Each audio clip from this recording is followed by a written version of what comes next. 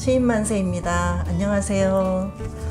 오늘은 정영숙 시인을 모셨습니다.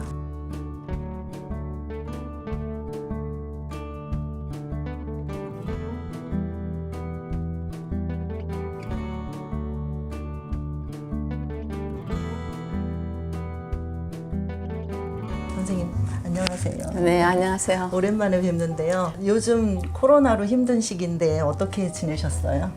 네, 미뤄놨던 집안일도 하면서 뭐 제가 네. 좀 하고 싶었던 게 그림 그리기였는데 그림 네. 그리면서 지냈어요. 아, 네. 또 한 가지는 네. 재작년 2019년 연말에 이제 시선집이 나왔는데 네. 작년 2월에 출판 기념회 하려고 이제 장소랑 뭐 시간까지 정해놨다가 못하게 돼서 조금 아쉬웠습니다. 네, 저도 아쉬웠어요. 이 책인데요. 암으로 완전한 사랑. 저도 선생님께서 보내주셔서 잘 읽었습니다. 네. 감사합니다. 선생님 시집을 읽어보면 어린 시절 얘기하고 가족사 이런 게 많이 나오더라고요. 아, 네. 그 어릴 때 얘기하고 어떻게 시를 쓰기 시작하셨는지 궁금합니다. 어릴 때 이야기 좀 긴데요. 그때 한국 전쟁에는 임경아 시인은 태어나지도 않았을 거예요. 한국 전쟁이 나자 네. 이제 서울에서 있던 가족들이 경북 상주에 네. 있는 이제 조그만 시골 옥산이라는 네, 쪽이 네, 네. 있어요. 그게 외할머니 댁인데 피난을 갔었어요. 네. 거기서 이제 6학년까지 유년기를 거기서 보냈는데 뭐 산과 들로 막 뛰어다니고 아, 자연하고 숨쉬던 그때가 제 평생에는 제일 행복했던 시절인 것 같아요. 네. 그게 아마도 제 시의 원천이 된 것 같기도 하고. 아, 뭐 그때 전쟁 직후는 잘 모르시겠지만 이런 네. 뭐 밀개떡 끼니를 때울 수 없어서 밀개떡으로 밀개떡을 먹기도 하고 또 뭐 학교 급식으로는 미군이 원조한 우유를 끓여가지고 네. 점심시간에 이렇게 나눠줬어요. 근데 이제 저희 어머니가 시골 초등학교 교사로 네네. 근무하셔가지고 네. 저는 좀 문화적인 혜택을 누릴 수 있었어요. 뭐 동화책이라든지 아동문고 같은 거 사다 주셨고 읽을 수 네네. 있었고 그 다음에 뭐 12가지 크레파스 그림 물감 같은 그림도 많이 그렸죠. 그때는 크레파스가 흔하지 않을 때죠. 예, 어머니가 이제 일요일 때 저기 대구까지 가셔가지고 사오셨더라고요. 오, 네.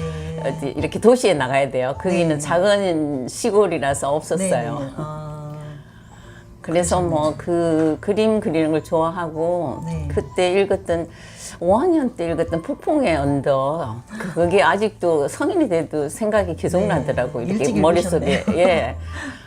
그리고 이제 김천이라는 곳이 있어 요 김천. 경북 김천 네, 네. 거기서 이제 여중고를 나왔어요. 아, 네. 그러다가 이제 고3 때 제가 3년간 이제 학교 도서실에서 도서관 일을 맡아보면서 책을 엄청 많이 읽었던 것 같아요. 네.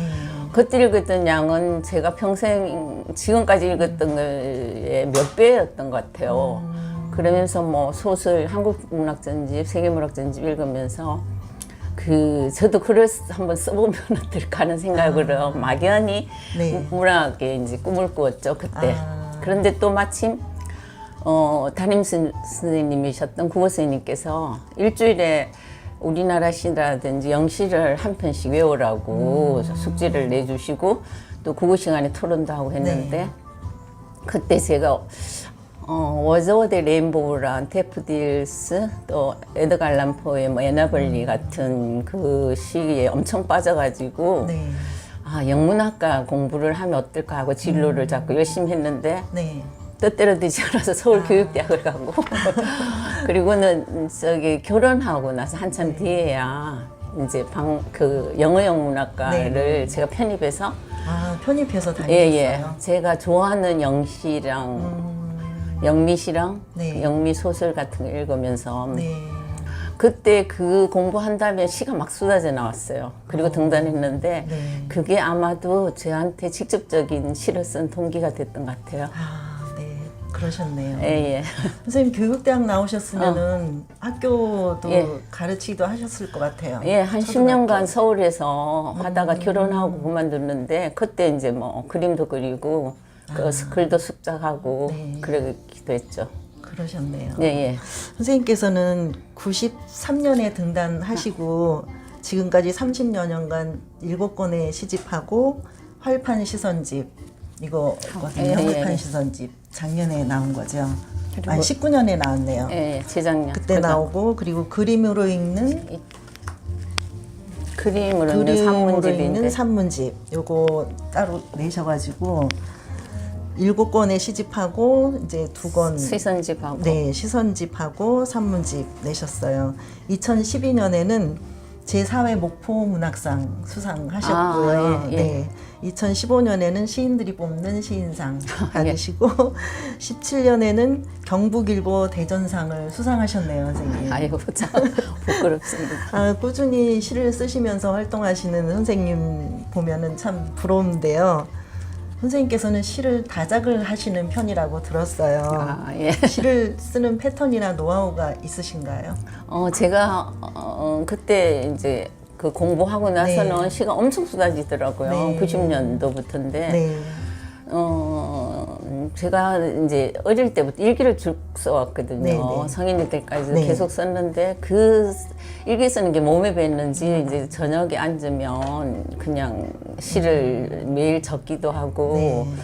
어느 때는 이제 처음에 막 너무나 보물처럼 막 쏟아졌어요. 그때 네. 90년도 초에는. 그래서 그걸 어떻게 할 수가 없을 정도로 어떤 해는 한 달 내내 쓴 적이 있었어요. 그러다가 93년 첫 시집 내고는 네.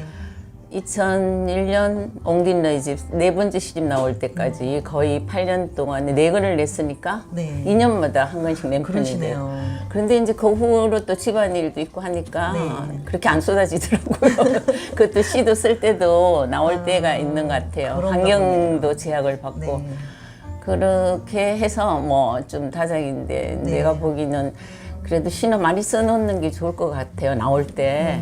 근데 뭐 추사 김정희 스님 이야기 네. 말씀을 빌리자면 그분은 뭐 10개의 그 벼를 걸어 밑창이 내고 그 다음에 1000개의 붓을 가지고 몽당붓이 되도록 몽당붓이 되어야지 글을 쓸 수 있다고 했는데 그렇게 되려면 뭐 아직도 저는 6, 700편 정도 썼는데 이제 멀었죠. 네. 아직도. 그러게요. 몽당붓을 다 닳도록 1000개, 예, 1000개의 붓이 붓이 몽당붓이 되도록 쓰라 그랬죠. 정말 어려운 일일 것 같아요. 근데 한 그렇게까지. 1000편의 시를 쓴 사람들은 그냥 줄줄줄 나온다는 이야기도 들리더라고요. 네. 근데 제가 그 정도 되려면 아직도 모르는 것 같아요. 선생님도 이제 7권 시집 예. 내시고 하셨으니까 그 정도 되실 것 아니에요. 같으신데요. 아직도 그 정도 아니에요. 선생님 시에 대한 열정이 느껴지는데요. 7번째 시집 볼레로 장밋빛 문장에 보면은 목포문학상에서 수상하신 꺾임의 미학이 있어요. 네. 그 시에 대해서 좀 설명을 들었으면 좋겠어요. 꺾임의 미학이 목포문학상 본상 수상했는데 네. 목포문학상을 다른 사람이 잘 몰라서 잠깐 이야기하면 네. 목포가 고향이신 뭐 김우진, 차범석 네. 극작가님들, 그다음에 이제 우리나라 최초의 여류 장편 소설 박아성 선생님, 네. 그다음에 김현 평론가 그 사람들을 기리기 위해서 이제 만든 상인데 네. 이제 그냥 응모를 해서 뽑는 것 같아요. 그때 그때 당시도 한 1000여 편 넘은 중에서 한 편 그 꺾임의 미학이 본상으로 됐던 것 같아요. 네. 예. 아, 축하드립니다. 오래됐지만. 그리고 또 꺾임의 미학 그거 쓸 때는 네. 영주 부속사를 갔다 온 다음에 한 10년 뒤에 어느 날 갑자기 생각이 나더라고요. 네. 엄청 아름다웠거든요. 그 절이 좀 다른 절보다는 건축적인 미학이 있는데 다른 절은 이제 지민로부터 본당 그 뭐라 그러죠 대웅전까지 네네, 거의 대웅전. 직선 길을 이제 쭉 올라가는데 여기는 그렇죠. 진입로에서 범종과까지는 직선의 길을 가다가 네. 안양문에서 30도 꺾여요. 그래가지고 거기서 이제 무량 수준을 부수사 무량 수준을 바라볼 수 있게 만들었더라고요. 그래서 그 꺾인다는 그 점에 착안해서 제가 제 삶과 비유해가지고 네. 제 삶의 성찰을 한 시입니다. 시가 예. 너무 멋진데요. 제가 한번 낭송을 예, 예. 해도 될까요? 네, 제가 선생님 시 여기도 꺾임의 있는데. 미학 큰 글. 한번 예, 읽어드리겠습니다. 꺾임의 미학 정영숙. 부석사에 오르려면 안양문부터 길이 꺾인다. 축이 꺾인다. 지금까지 걸어온 길, 천왕문에서 유사체, 유사체에서 범종각을 거쳐온 직선의 똑바른 길을 벗어나야만 부석사의 무량수전에 오를 수가 있다. 무량수전의 전면을 볼 수가 있다. 무량수전의 아미타불을 만날 수 있다. 지금껏 내가 살아온 날들, 앞만 내다보며 앞으로 난 직선의 길만 꼿꼿이 걸어온 날들, 조금의 구부러짐도 조금의 뒤틀림도 허용치 않았던 나의 길, 사물의 옆면만 보았을 뿐 전체를 한눈에 볼 수 있는 눈이 없었다. 이제 여기쯤에서 꺾어져야겠다. 지금까지 걸어온 직선의 길을 버리고 휘어진 길로 접어들어야겠다. 내가 꺾이고 나니 부석사 발 아래로 보이는 지붕들이 모두 날개를 단 듯하다.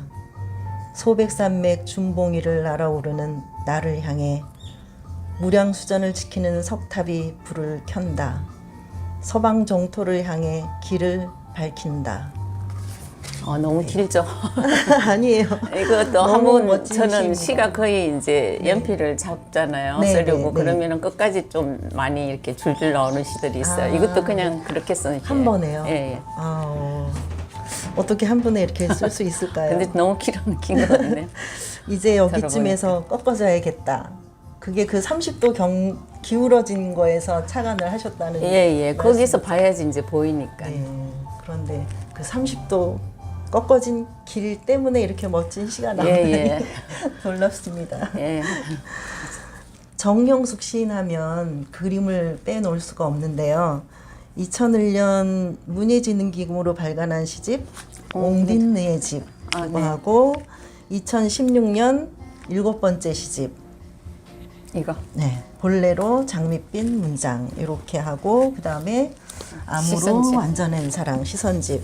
이 표지 그림들이 선생님께서 직접 유화로 그리셨다고 들었어요. 옛날에 그냥 와, 선생님 그림은 언제부터 그리셨어요?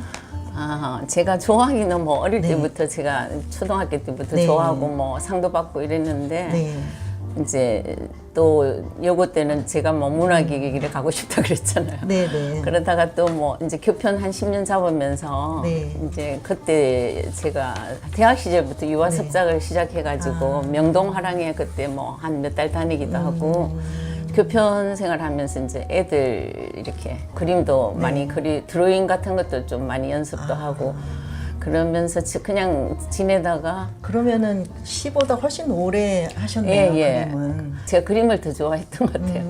그렇게 유화를 좀 습작을 하다가 시가 네. 90년에 제가 쓰기 시작했으니까 네. 지금까지 한 30년 동안 같이 병행할 수 없더라고요, 시와 그림이. 네.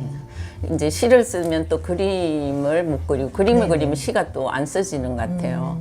근데 이제 그렇게 하다가 한 2000년도 한 1년 동안에는 제가 과천 국립현대미술관에서 유화를 한 1년간 이렇게 비우면서 네. 그때 그룹전을 단 2번 열었어요. 그러다가 또 다시 시로 돌아오고 그랬는데 이제 제가 한 3, 4년 전부터 이제 시집도 웬만큼 냈다 싶어가지고 제가 이제 붓을 잡기 시작해서 네. 요새 좀 3, 4년 정도에 한 40편 정도, 40작품, 유화 네. 작품을 좀 그려놨는데 아직도 뭐 멀었죠. 이것도 요원합니다.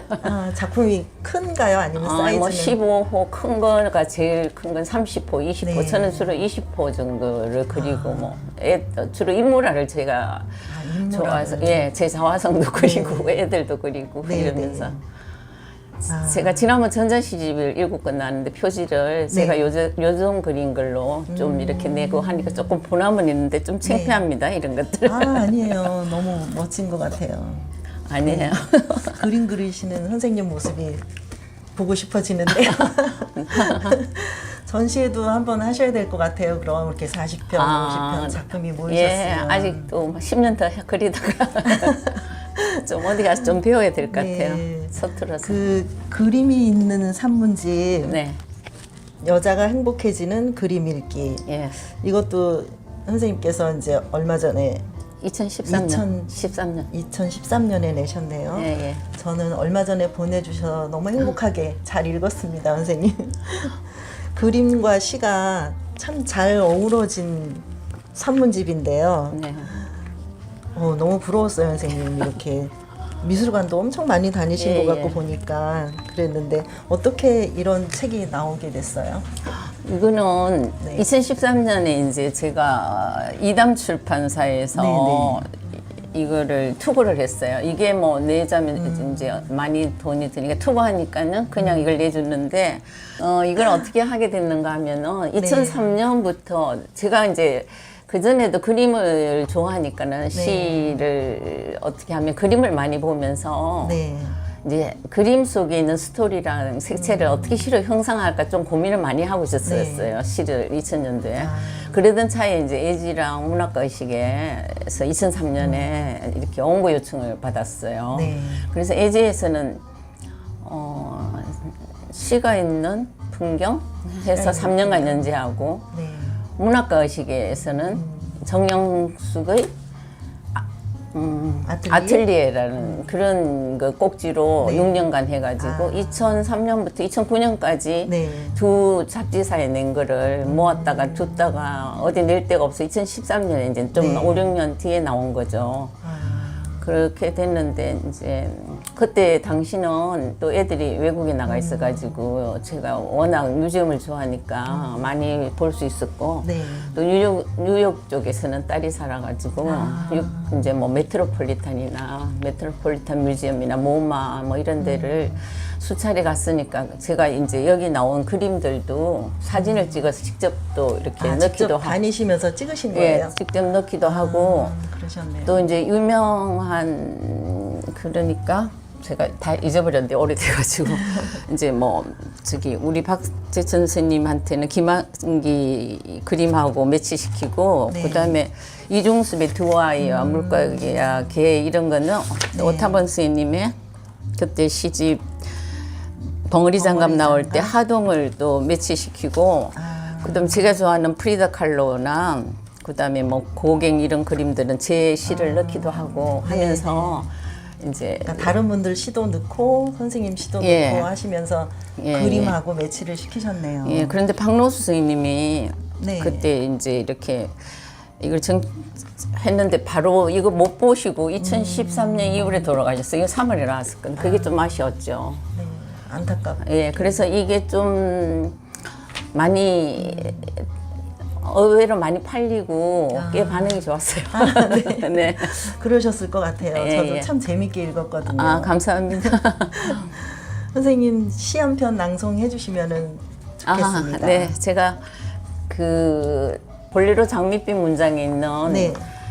이제 겨울강을 보면서 제가 시의 결의를 다짐하면서 네. 쓴 얼음 목련이 있어요. 네. 이걸 제가 외워와야 되는데 외우지 아닙니다. 그냥 얼음 목련 정영숙 꽝꽝 언 얼음장이 목숨을 다해 피어내는 꽃숭어리들 하얀 띠를 두른 목련 꽃숭어리들이 사방연속 두들새김으로 강무리에 피어나고 있다.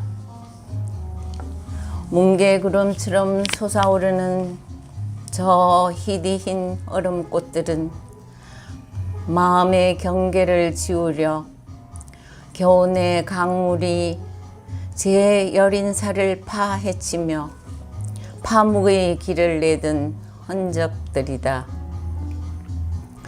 정 앞산을 뒤흔들며 가슴 밑바닥 슬픔의 푸른 물결이 일구어내는 영혼의 정수인 얼음 목련 영하 15도의 겨울 팔당호에 서서 내 영혼의 정수리를 얼음 칼로 갈며 곧 만개할 나의 목련을 꿈꾼다. 목련하고 선생님하고 너무 잘 어울리는 것 같아요. 아니 그렇죠. 선생님 앞으로의 계획이나 또 시의 방향에 대해서 네. 말씀해 주세요. 예, 예. 제가 지금 이제 7번째 시집 2016년에 나왔어요. 네네. 그리고는 2019년에 이걸 본래로 내고 장립된 제가 4년마다 요즘은 내는데 이제 8번째 시집을 못 끝났는데 이게 시선집 먼저 나왔어요. 그래서 요새 이제 다시 보니까 좀 고민이 많더라고요. 너무 시집 낼 때마다 먼저 낸 시집보다는 좀 한 단계 시세가 높아야 된다는 그것 때문에 머뭇거리고. 모두의 꿈이죠. 예. 그러는데 이제 뭐 한 시집 속에는 그 시인의 정신사가 다 들어있잖아요. 뭐 인생관, 철학관, 뭐 역사의식까지. 그렇죠. 그러니까는 제가 그렇게 볼 때 좀 머뭇거리게 되는데 이제 그렇게 좋은 시 쓰려면 문학책 외에도 많은 독서를 하고 그 외에 또 예술가도 인접 예술 이제 뭐 미술관도 다니기도 하고 뭐 음악도 많이 듣고 뭐 나름대로 많이 해야 될 것 같기도 해요. 그리고 뭐 지금 팬데믹을 맞고 나니까 제 시의 방향도 좀 바꿔야 되지 않을까 이런 생각이 드네요.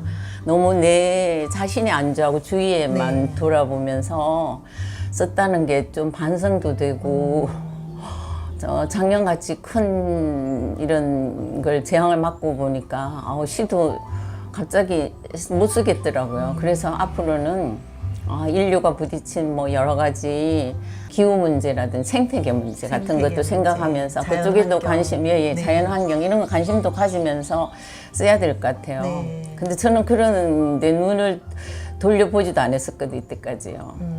저희는 아마도 이 힘든 시기에서 힘든 사람들이 많잖아요. 그 사람들 돌아보면서 위로도 해주고 그 다음에 또 희망도 주는 메시지를 전달할 수 있는 메신저가 되어야 된다는 생각도 해요. 선생님 시가 기대가 되는데요. 새로운 방향으로 흘러갈 것 근데 같은데요. 저는 자신이 없어요. 그렇게 마음만 먹고 있는데. 그리고 이제 제가 마지막으로 이제 제 자신에 대한 시에 대한 다짐을 제가 소개하는 시인을 대신해서 얘기하려 하는데 이제 이 시인도 저는 요 시절에 우리가 외웠던 그 낙엽이라든지 이니스 프리섬 같은 거 좋아했죠. 저도 들었어요. 이 사람 아일랜드 시인이죠. 윌리엄 버틀러 EH라는 시인인데 그 초기 시는 굉장히 목가적이고 서정적이었어요. 근데 제가 좋아하는 거는 이제 요즘 보니까는 후기 시에서 두 편이 있더라고요. 그때 이제 공부하기도 했지만은 그게 이제 노년에 쓴 시인데 한 60조 1927년이면 그거 한 62살에 쓴 건데 비잔티움으로 항해하고 그 다음에 5년 뒤에 쓴 비잔티움 두 편의 시가 있는데 앞에 시 그 비잔티움으로 항해 세일링 투 비잔티움에서는 그가 이제 황금 세공장이 만든 새를 통해서 그 새를 예술에 비유해 가지고 이제 예술은 불변의 진리며 예술은 영원하다. 그게 이제 만들어 놓은 거는 인간은 목숨은 짧지만 그 만든 우리 예술품들은 언제든지 남잖아요. 그거를 이야기했더라고요. 그건 누구나 뭐 다 알고 있는 거지만 그 다음에 이제 두 번째 비잔티움이라는 시에서는 그가 아주 불타는 예술은 죽기 전까지 엄청 그가 이제 그 예술적 장인 정신을 갖고 글을 썼던 것 같아요. 그런데 이제 제가 본받을 점은 저도 나이가 들다 보니까 이 노년에도 이제 많은 예술가들이 예술품들을 많이 남겼잖아요. 뭐 피카소라든지 뭐 제가 또 좋아하는 프리다 칼로 같은 사람은 뭐 엄청난 교통사고를 당하고도 침대에서까지 죽기 전까지 그림을 그렸잖아요. 그런 정신을 본받고 싶어 한 거예요. 이제 그래서 제가 건강이 허락하는 날 그런 사람들 본받아서 제 이제 시나 그림에다가 제 열정을 퍼부으려고 합니다. 그 선생님 말씀을 듣다 보니까 제가 메모를 해갖고 온 게 있는데 화가를 꿈꾸던 시인이 10여 년에 걸쳐 세계의 미술관을 돌아다니며 그림 속의 시와 시 속의 그림에서 찾아낸 것은 결국 예술가의 삶이자 그 흔적이자 마음속에서 훨훨 타오르는 불꽃의 정신이었다. 이렇게 박재천 시인께서 여기 잘 써주셨네요. 여자가 행복해지는 그림 일기에 써주셨습니다. 불타는 예술은 예술원 기대하고 있겠습니다, 선생님. 예, 오늘 좋은 말씀 너무 감사드리고요, 선생님. 8번째 시집 기다리고 있겠습니다. 아유, 감사합니다. 네. 유아 개인전도 꼭 하시기 바랍니다. 아이고, 네. 생각만 합니다. 네, 오늘 감사했습니다. 네, 수고하셨어요.